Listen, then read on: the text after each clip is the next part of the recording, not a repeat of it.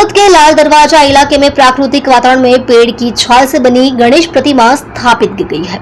वर्तमान में global warming लगातार बढ़ रही है और दिन ब दिन पेड़ काटे जा रहे हैं, जिसके कारण जलवायु परिवर्तन देखा जा रहा है। भारत में पेड़ लगाने और पेड़ बचाने के लिए कई अभियान चलाए जा रहे हैं, जिसमें गणेश की एक मूर्ति है। सूरत के लाल दरवाजा इलाके के एक दंत युवा मंडल द्वारा वेस्टेज पेड़ की छाल से बनाई गई इस मूर्ति की ऊंचाई 11 फीट और वजन 200 किलोग्राम है। अंदर घास की और इस मूर्ति को 300 किलो मिट्टी के साथ 70 से 80 लकड़ी की छालों से तैयार किया गया है। इसके साथ ही इस मूर्ति के अंदर इको फ्रेंडली वाटर कलर का इस्तेमाल किया गया है।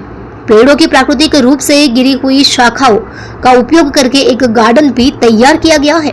इसके साथ ही इस युवा समूह द्वारा पिछले 4 वर्षों से शिवजी की स्थापना भी की जा रही है, जिसमें हर साल एक अलग थीम रखी जाती है। इसलिए इस साल पूरी तरह से इको फ्रेंडली गणपति की स्थापना की गई है। इतना ही नहीं, गणपति की पूजा में इस्तेमाल होने वाली धूप भी इको फ्रेंडली है और हरित और प्राकृतिक थीम के साथ 100% इको फ्रेंडली गणपति की मूर्ति स्थापित की गई है। एक दंत युवक मंडल के वृक्ष बचाने के अभियान के तहत अब लकड़ी की छाल से बने शिवजी की यह मूर्ति पूरे सूरत में आकर्षण का केंद्र। माરું નામ દીપ મહાજન। અમે આ મૂર્તિનું આયોજન એક વેસ્ટેજ લાકડું હોય એના વેસ્ટેજ છાલમાંથી આનું અમે આયોજન કરવામાં આવેલું છે અને આના દ્વારા અમે લોકોને સેવ ટ્રી, સેવ વોટર અને સેવ પર્યાવરણનો મેસેજ આપવા માંગીએ છીએ।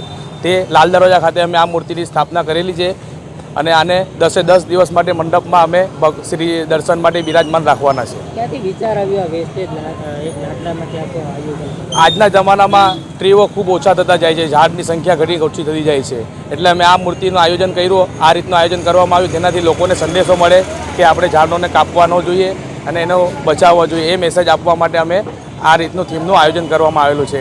આ થીમ અમે આખી નેચરલી બનાવવામાં આવી છે અને જંગલ થીમ પર અમે આ મૂર્તિનું આયોજન કરવામાં આવેલું છે। એવું લોકોમાં આકર્ષણ છે, ખાસ કરીને મૂર્તિને લઈને લોકોનું તો એકદમ ખૂબ જ આકર્ષણ છે, લોકો જોવા માટે ઉત્સુક થઈ રહ્યા છે। અમે આનું આવતીકાલથી મંડપમાં અમે બિરાજમાન છે અને 10 દિવસ માટે આનું લોકોને દર્શન માટે અમે મૂકવામાં આવેલા છે। શું મેસેજ આપશો?